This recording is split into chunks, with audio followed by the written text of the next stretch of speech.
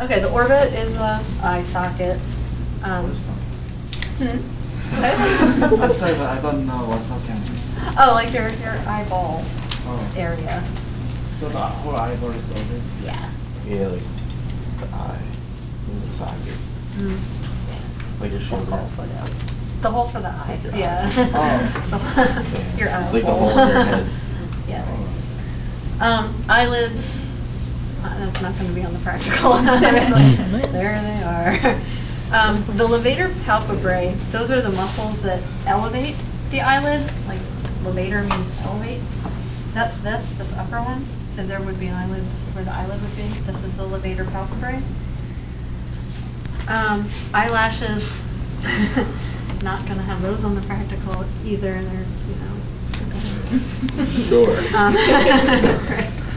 Gonna like pull an eyelash out and put it on the front. For the lacrimal apparatus, lacrimal is referring to crying and production of tears.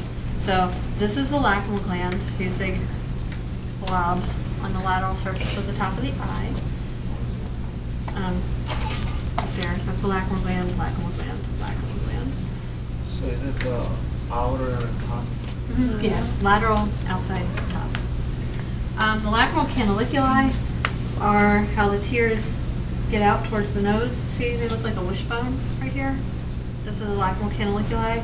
The superior canaliculus is the top one. Inferior canaliculus is the bottom one. Lacrimal sac. I think that's better on this one. See that big thing right there? The canaliculi lead to this lacrimal sac right here on this model. Here it is. That pink bag, basically.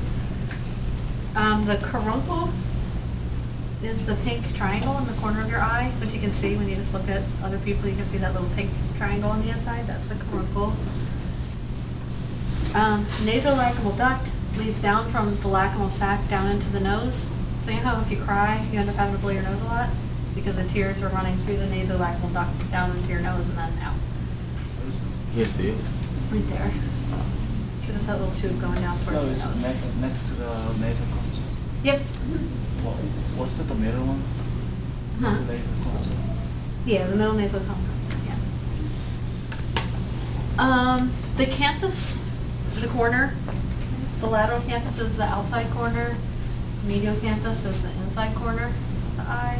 So where the eyelids come together. Outside and inside?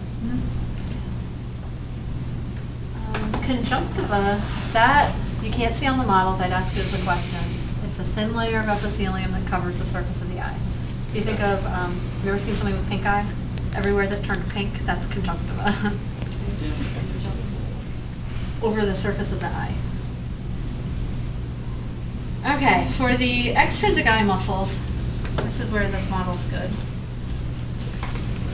Okay, you've got rectus muscles which go straight. The word rectus means it goes straight. So the superior rectus is this one that goes straight on the side, on the top. The lateral rectus is this one that keeps coming on right here.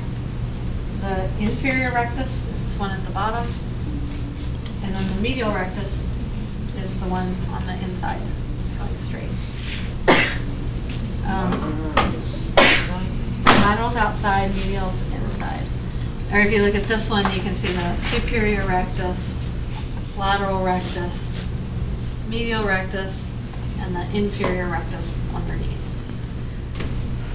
For the oblique muscles, they go more to diagonal. The superior oblique, if you look just medial to the levator palpebrae, see that right there? That's the superior oblique. Another muscle? Yeah, another muscle. So there's a superior oblique right there. So it's like top inside? Top, very medial. If you look at this, do you see how this blue is the tendon of the superior oblique? And see how there's this little blue hook right here that the tendon kind of threads through and goes back towards the eyeball itself? That little hook is called the trochlea. And then the inferior oblique is this one that runs diagonal along the bottom. Bottom medial? Bottom lateral. Okay, so that's that. Okay, now for the structure of the eyeball. The layers of the eye. The outer layer of the eye, the part that you can touch, that's the fibrous tunic. The sclera is the white part of your eye, and then the cornea is the clear dome in the front. You know, if you look at somebody's eye from the side and you can see that little clear dome over the very front, where their pupil is, that's the cornea. So sclera is the white stuff. Cornea is not the lens, but the big dome in front, the clear dome. The right in front of your pupil. This. What is fibrous tunic? The white part plus the cornea. So on all of these, you can see sclera, sclera, sclera. Now when you look inside the sclera, so the layer underneath is the vascular tunic. It's made of the choroid, which are all these blood vessels right here. So that's the choroid. The ciliary body, see these little paisley looking things right here towards the front? Those are the ciliary bodies, and inside of there are the ciliary muscles.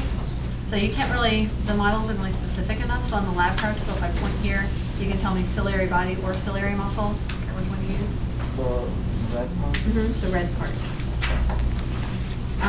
Then suspensory ligaments connect the ciliary muscle to the lens, which all the lenses seem to be gone, but the lens would be sitting right in here, right in this area. See these little white stripes? Those are the suspensory ligaments. The ora serrata is this sort of jagged line around the front. So the black line right here, that's the ora serrata. The lens would be right here. We don't seem to have lens here, but it would be a little clear disc right here. Iris is the colored part of the eye. Pupil is the hole, and the colored part of the eye. What is it? The pupil is the hole. Iris is color? Colored part of the eye. Okay. Now, these other models are arranged a little bit differently. You still have the sclera on the outside, vascular tunic on the inside. But remember how on this one it's painted on the inside? Here it's painted on this, so it's arranged a little differently, but it's still the choroid right here. You can still look inside and see the ora serrata right there, and the suspensory ligaments are here. And then on this one, you take it apart, and it's the same idea. Choroid on the outside. Yep, there's a lens right there. This guy's got a lens. That would be the lens. Take it apart. Ora serrata is this brown line. Suspensory ligaments are still the white stripes. This model is the only one that has the ciliary bodies, though. These guys don't have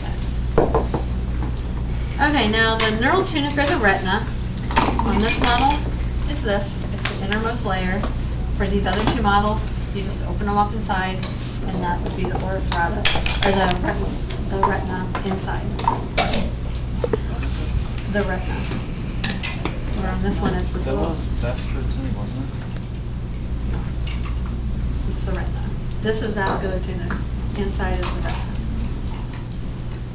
retina. Rods and cones are the photoreceptors you find in the retina. I'm not going to point at them. I don't really like these pictures. On the APR, you can see the rods and cones. Just call them photoreceptors. That's fine.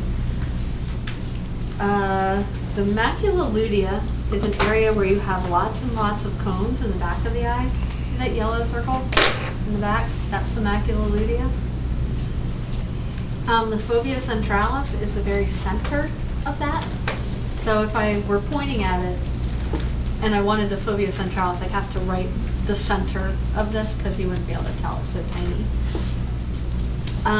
The optic disc is where the optic nerve is leaving. This model isn't very good for the optic disc, but it's right there. This model is somewhat better. See the optic nerve coming out? And see how it's just the axons leaving the back of the eye? Here, because it's all axons, you don't have any photoreceptors, so that's your blind spot. Right there. On this model, the macula lutea is pink. this model, this is great for the optic disc. You can see the optic disc is the white circle, and the macula lutea right next to it is again a yellow dot. So that's the macula lutea. Okay, now for the cavities and humors, I'm going to ask these as questions. Okay, so for the anterior cavity, it's everything from the lens to the cornea. So from the very front of the cornea all the way back to the lens, that's the anterior cavity. The anterior chamber is the front half of that anterior cavity. It's from the cornea to the iris. And then between the iris to the lens, so the back half of the anterior cavity, is the posterior chamber. Everybody get that? Okay, in the anterior chamber, or in the anterior cavity, is a really thin fluid called aqueous humor. In the anterior cavity. It's the fluid in the anterior cavity. Now, the canals of Schlemm, you can see those. That's these two little blue dots on this model. Those are the canals of Schlemm. Is that the back of the eyeball? They're in the very That's the front. front, oh. Yeah, and they let the aqueous humor circulate. Now, if you have glaucoma, like my boyfriend has glaucoma, we're just like a mess, the two of us between us. But he's got glaucoma. His canals of Schlemm get clogged, so it builds up pressure, which can cause your cornea to just pop. Basically, it causes your cornea to burst.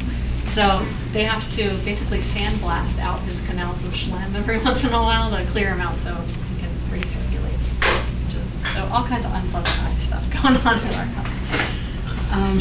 house. Okay, so the posterior cavity is everything behind the lens, so everything in here. That's filled with a really thick fluid called vitreous humor, and that's what makes your eyeball feel like an eyeball. That's the texture of the vitreous humor. For the visual pathway, you already know all these parts from doing the brain, with the exception of the optic tract.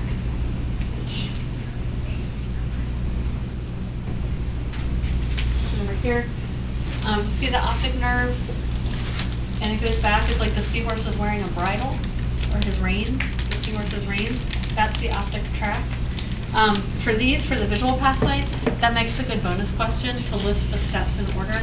So that's how I would ask those. So just know the order of the visual pathway. What's the optic radiation? That's just an activity. That's not an area. It's after, it's how the axons travel to the occipital lobe, to the visual cortex. So that's more of a verb than a noun. So the tract is the one next to lateral geniculate. Yeah, it leads from the optic chiasm down to, or back to the lateral geniculate. So that's right. And that's it.